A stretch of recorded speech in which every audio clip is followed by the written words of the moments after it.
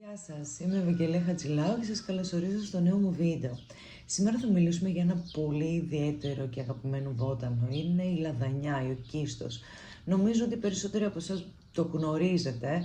Είναι και η εποχή του τώρα, οπότε όπου και να πάτε στο βουνό, ειδικά σε υψηλότερα υψόμετρα, μπορείτε να βρείτε σε αυθονία το συγκεκριμένο βότανο. Είναι ένας θάμνος, ο οποίος έχει βγάζει κάτι ροζ, ιδιαίτερα λουλούδια που αν παρατηρήσετε είναι λίγο τσαλακωμένα, οπότε είναι πολύ εύκολο να το αναγνωρίσετε. Επίσης, όταν πάτε να το κόψετε, ειδικά τα φύλλα του, έχει βγάζει ένα πολύ ιδιαίτερο άρωμα, αλλά κολλάει και λίγο στα χέρια, είναι η ρητίνη που περιέχει, οπότε και με το άρωμα και με αυτή την αίσθηση στα χέρια θα μπορείτε να καταλάβετε ότι είναι το συγκεκριμένο βότανο. Έχει ένα υπέροχο άρωμα, είναι από τα αγαπημένα μου, ανήκει στο top 10 των αγαπημένων μου βοτάνων και μάλιστα κατέχει και μία από τις υψηλότερες θέσεις.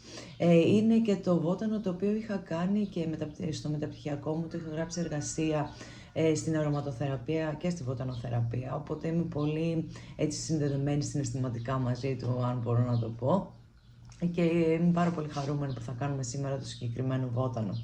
Θα μιλήσουμε για τα βιοενεργά συστατικά του σήμερα, θα μιλήσουμε για τις θεραπευτικές του ιδιότητες, θα μιλήσουμε για το αιθέριο έλαιο, φυσικά τις ανεπιθύμητες, δηλαδή τις παρενέργειες που μπορεί να μας προκαλέσει η χρήση του, αλλά και πώς μπορούμε πάλι να το συνδυάσουμε με κρυστάλλους. Είναι αυτό το κεφάλαιο που μου αρέσει, το αγαπημένο μου κεφάλαιο δηλαδή. Οπότε θα ξεκινήσουμε με τα βιοενεργά συστατικά του. Αρχικά πρέπει να γνωρίζουμε ότι το βότανο αυτό έχει χρησιμοποιηθεί και ως βότανο στην παραδοσιακή ιατρική από την αρχαιότητα ως σήμερα. Έχει χρησιμοποιηθεί και ως αιθέριο έλαιο, η ρητίνη που βγάζει, αλλά έχει χρησιμοποιηθεί και ως θυμίαμα. Είναι επειδή περιέχει αυτή τη ρητίνη που είναι κολλώδης και παχύρευστη, έχει χρησιμοποιηθεί πάρα πολύ σε θυμιάματα, το χρησιμοποιούν πάρα πολύ στις εκκλησίες, στην αρχαιότητα σε προσφορές, κυρίως στην Θεά Αφροδίτη, γιατί θεωρείται και ένα από τα θηλυκά βότανα, ας το πούμε έτσι, δηλαδή έχει ταυτιστεί με την θηλυκή ενέργεια.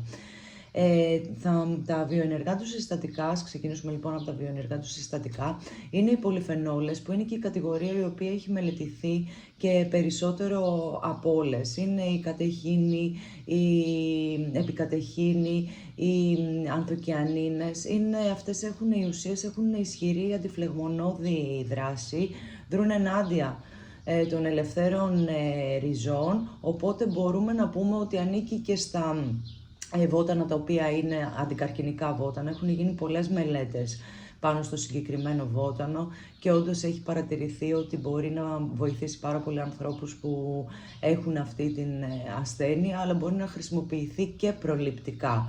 Εμείς πάντα ως θεραπευτές προτείνουμε πάντα την πρόληψη, δηλαδή όταν φτάσει ο άνθρωπος στο σημείο να έχει ασθενήσει, εντάξει, βασικά καλό είναι να μην ακολουθεί 100% τις φυσικές θεραπείες, να ακολουθεί τις ιατρικές του συμβουλές και εμείς δίπλα υποστηρικτικά για να βελτιώσουμε την ποιότητα ζωής του εκάστοτε ασθενούς. Και έχουν και αντιφλεγμονώδη δράση. Έπειτα έχουμε τα φλαβονοειδή, όπως έχουμε πει και στα προηγούμενα δύο μας βότανα που ήταν η λεβάντα και το χαμομήλι. Κορσετίνη και καμφερόλι έχει το συγκεκριμένο βότανο, τα οποία έχουν αντιοική δράση, αντιοξυδωτική δράση, αλλά βοηθάνε, δηλαδή προστατεύουν τα αγκία και την καρδιά. Είναι ένα βότανο το οποίο μπορούμε να το χρησιμοποιήσουμε είτε μόνο του, είτε και σε συνδυασμό με άλλα βότανα, όπως παραδείγματος χάρη ο κράτεγος, άλλο ένα αγαπημένο και πολύ δυνατό βότανο της ελληνικής φύσης, της ελληνικής γης, που μπορούμε να το συνδυάσουμε σε συνταγές για το προστασία της καρδιάς, του καρδιαγγειακού δηλαδή συστήματος. Έπειτα έχουμε τα τερπένια και τα αιθέρια έλαια, δηλαδή τα μονοτερπένια, διτερπένια, συσκυτερπένια. Είναι και αυτά που δίνουν το ιδιαίτερο αυτό άρωμα του αιθερίου ελαίου του βοτάνου και του βοτάνου αυτού. Οπότε έχουμε κλείσει τώρα με τα βιοενεργά συστατικά και πάμε στις ιδιότητες του φυτού. Όπως είπαμε, έχει ισχυρή αντιοξυδωτική δράση. Είναι και η δράση που έχει μελετηθεί περισσότερο σε έρευνες που έχουν γίνει για το συγκεκριμένο βότανο και έχει και αντιοική δράση, οπότε μπορούμε να το χρησιμοποιήσουμε για την υποστήριξη και ενίσχυση του ανοσοποιητικού μας συστήματος κατά τη διάρκεια δηλαδή μιας ασθένειας, μιας γρίπης, μιας λίμωξης που μπορεί να έχουμε, αλλά μπορούμε να το χρησιμοποιήσουμε και προληπτικά κατά τη διάρκεια δηλαδή του χειμώνα, τους πρώτους μήνες εκεί στο φθινόπωρο που αρρωσταίνουμε συνήθως πιο συχνά ή και την άνοιξη, για να βοηθήσει και να υποστηρίξει το νοσοποιητικό μας και να είναι πιο δυνατό. Επίσης, όπως είπαμε, έχει αντιφλαγμονώδη δράση και η ρητίνη του βοηθάει πάρα πολύ, δηλαδή έχει επουλωτική δράση, έχει δηλαδή μια προστατευτική για το δέρμα δράση, αλλά και για το στομάχι και για όλο μας το πεπτικό σύστημα. Βοηθάει πάρα πολύ. Βοηθάει πολύ επίσης σε ασθένειες που έχουν να κάνουν με το αναπνευστικό μας σύστημα, βοηθάει δηλαδή και στην απόχρεψη και στην ενίσχυση της αναπνοής κτλ. Τώρα, όσον αφορά το δέρμα, το χρησιμοποιούμε σε μορφή αιθερίου ελαίου, όπως είπαμε είναι η ρητίνη, είναι ένα πολύ παχύρευστο αιθέριο έλαιο, καμία σχέση δηλαδή με τα αιθέρια έλαια που μπορεί να γνωρίζουμε. Το χρησιμοποιούμε πάρα πολύ σε αλυφές, το χρησιμοποιώ εγώ προσωπικά πολύ σε κρέμες αντιγυραντικές. Και επίσης το χρησιμοποιώ πολύ σε κρέμες, σε φόρμουλες που είναι για μετά τον ήλιο, αλλά και σε πληγές, σε εκζέματα, εκδορές. Είναι ένα αιθέριο έλαιο που μπορεί να βοηθήσει πάρα πολύ στο να γίνει σωστή επούλωση του δέρματος και να μην αφήσει σημάδια, που νομίζω ότι οι περισσότεροι, δηλαδή μας νοιάζει πάρα πολύ αυτό το ότι ένα τραύμα, και ειδικά αν είναι ισχυρό τραύμα, δηλαδή βαθύ τραύμα, να μην αφήσει κάποιο σημάδι στο δέρμα μας. Χρησιμοποιείται πάρα πολύ στην αρωματοθεραπεία.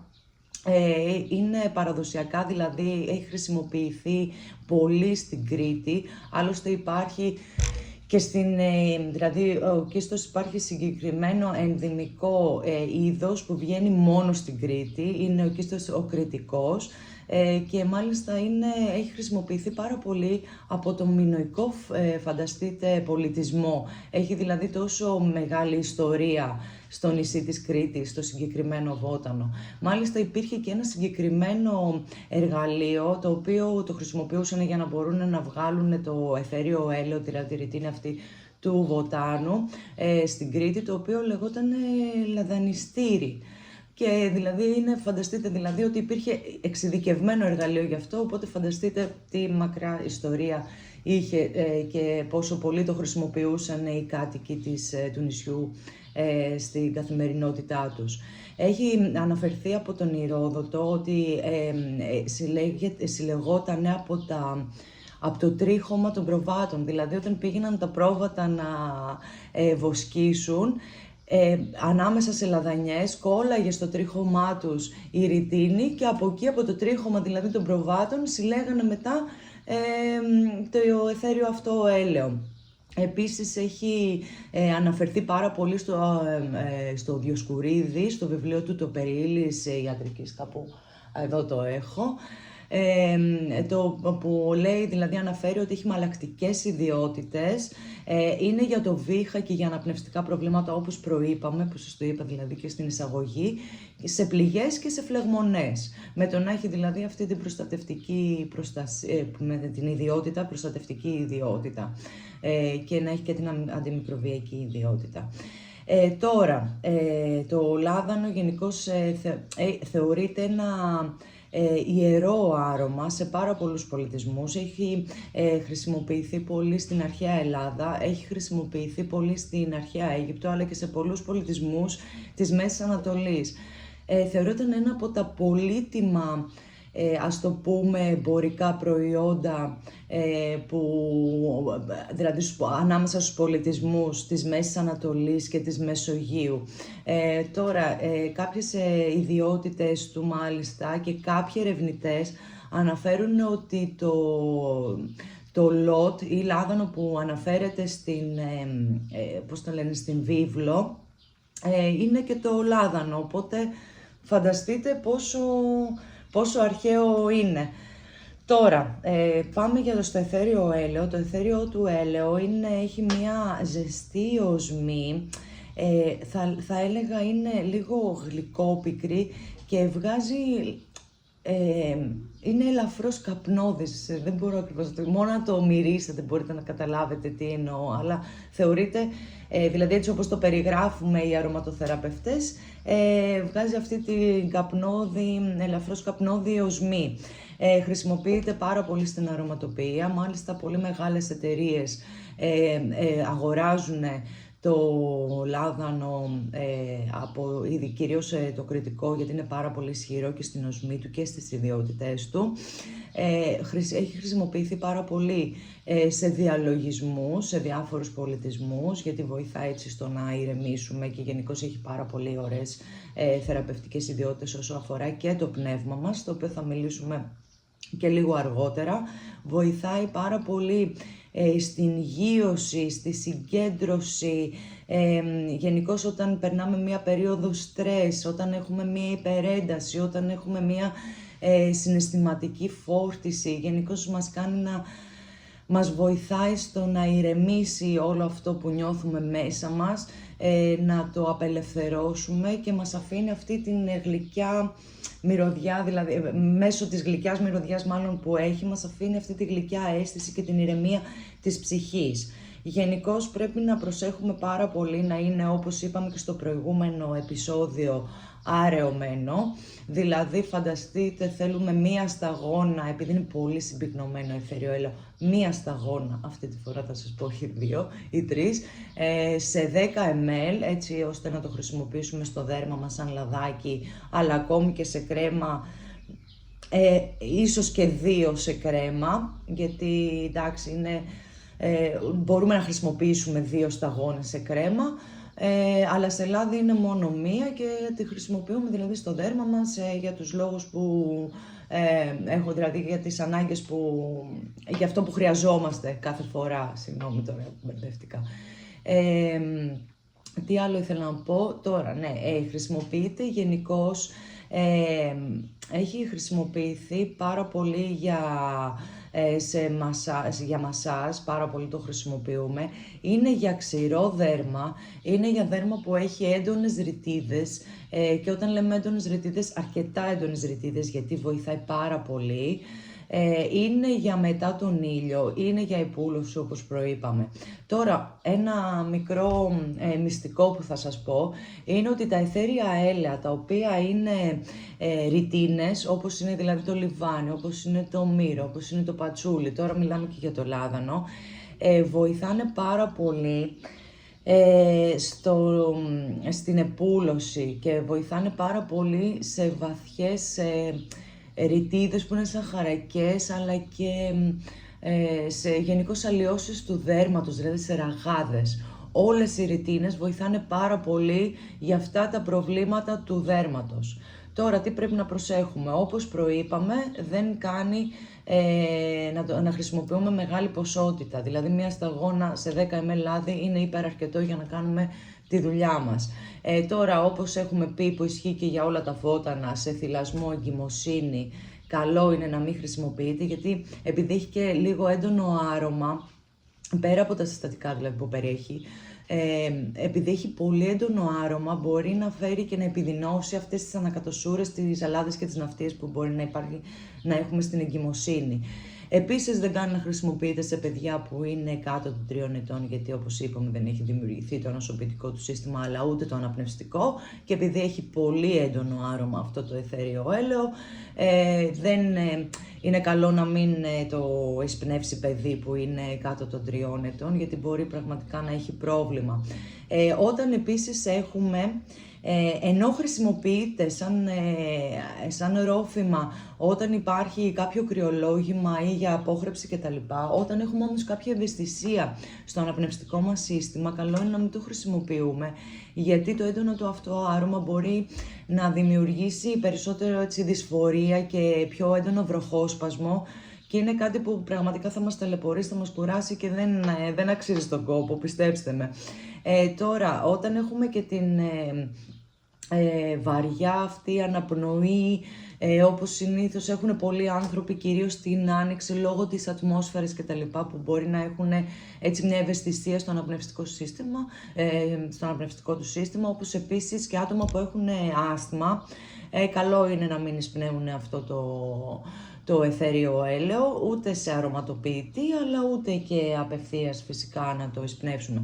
Καλό είναι να μην έρθει σε επαφή με ευλενογόνους, δηλαδή όχι μάτια, όχι απευθείας στο στόμα, είναι πολύ καυστικό και αυτό, όχι αυτιά, όχι απευθείας στο δέρμα όπως προείπαμε. Και γενικώς καλό είναι να υπάρχει, όταν χρησιμοποιούμε αυτό το αιθέριο έλαιο, καλό είναι να είναι ήπια η χρήση του, να υπάρχει καλός εξαερισμός στο χώρο που είμαστε, είτε το χρησιμοποιούμε ως αιθέριο έλαιο σε αρωματοποιητή, όταν το χρησιμοποιούμε και στο δέρμα μας ή σαν κρέμα. Καλό δηλαδή είναι να είμαστε σε χώρους, ειδικά με τον αρωματοποιητή, που αερίζεται πολύ εύκολα, πολύ καλά ο χώρος. Αυτά λοιπόν. Άλλο ένα που ήθελα να σας πω είναι ότι έχει χρησιμοποιηθεί, όπως είπαμε στην αρχαιότητα, που υπάρχουν και αναφορές, γενικώς το αιθέριο αυτό έλαιο και το βότανο έχει συνδυαστεί πολύ με την θηλυκή αρχή, με τη θηλυκή ενέργεια. Οπότε μπορούμε να πούμε ότι θεωρείται ένα θηλυκό βότανο, ένα γυναικείο βότανο. Μάλιστα στον μινωικό πολιτισμό έχει χρησιμοποιηθεί πολύ σαν δωρεά στην θηλυκή θεότητα και σαν έτσι προσφορά, σαν δώρο, και επίσης έχει χρησιμοποιηθεί πάρα πολύ και σε προσφορές για την θεά Αφροδίτη, τη θεά της ομορφιάς, τη θεά του έρωτα, του αγνού έρωτα, οπότε το προσφέρανε οι νέες κοπέλες ως προσφορά στη θεά αυτή, μαζί και με τριαντάφυλλα και διάφορα άλλα που θα τα κάνουμε γενικώς, θα μιλήσουμε λίγο έτσι με την αρχαία Ελλάδα, κάποια στιγμή θα κάνουμε ένα πολύ ωραίο βίντεο, γιατί το αγαπώ πολύ αυτό το κομμάτι. Οπότε αυτά ήθελα να πω και με τις ιδιότητες και με τις παρενέργειες και ως βότανο ή αιθέριο έλαιο, τα βιοενεργά του συστατικά, και θα προχωρήσουμε τώρα με τους όμορφους κρυστάλλους μας στο κεφάλαιο, αυτό το υπέροχο. Λοιπόν, το αιθέριο έλαιο που ταιριάζει πάρα πολύ με τον χαλαζία καπνιά, είναι ένας κρύσταλλος ο οποίος μας προσφέρει υγείωση, μας προσφέρει δηλαδή αυτή την αποφόρτιση της έντασης που μπορεί να έχουμε και γενικά τη σταθεροποίηση μετά από στρες. Δηλαδή όταν έχουμε περάσει μια πολύ δύσκολη ημέρα, πολύ στρεσογόνο για τον ΑΒ λόγο, όταν γυρίζουμε σπίτι, καλό είναι χαλαζίας καπνιάς, αιθέριο έλαιο στον αρωματοποιητή, και είτε κάνουμε διαλογισμό είτε απλά κάνουμε αναπνοές, βοηθάει πάρα πολύ στην αποφόρτιση. Έπειτα έχουμε τον αμέθιστο, που είναι ένα εξαιρετικό βότανο, ένα εξαιρετικό πέτρωμα. Μπορούμε να το συνδυάσουμε πάρα πολύ καλά και με το συγκεκριμένο αιθέριο έλαιο. Όπως ξέρετε και έχουμε πει και στα προηγούμενα βότανα, είναι για ηρεμία, είναι για διαλογισμό, είναι για πνευματική διάβγεια, και με το να μας ηρεμεί το συγκεκριμένο αιθέριο έλαιο βοηθάει και το να γίνει πιο σωστά ο διαλογισμός, η αυτοσυγκέντρωση, και να πετύχουμε δηλαδή το αποτέλεσμα που θέλουμε. Είναι πάρα πολύ καλό συνδυασμός αυτός. Καλό είναι να το χρησιμοποιείτε με αυτόν τον τρόπο. Με αυτό και με τον ροζ χαλαζία που θα σας πω τώρα σε λίγο. Έπειτα πάμε με τη μαύρη τουρμαλίνη. Η μαύρη τουρμαλίνη είναι ένα αγαπημένο μου πέτρωμα. Είναι το πέτρωμα που λέω εγώ της εγείωσης, της προστασίας, συνδυάζεται πάρα πολύ συχνά με το λάδανο για καθαρισμό του χώρου και για να έχουμε αυτή την αίσθηση της ασφάλειας, ότι αυτό πατάμε γερά στα πόδια μας, και βοηθάει πάρα πολύ στο να φύγει οι αρνητικές σκέψεις, οι σκεπτομορφές που μπορεί να έχουμε ή να έχουμε δημιουργήσει. Βοηθάει πάρα πολύ έτσι στον καθαρισμό του χώρου και στη δική μας προστασία. Είναι ένας εξαιρετικός συνδυασμός όταν θέλουμε να επιτύχουμε προστασία. Έτσι είναι πάρα πολύ καλό.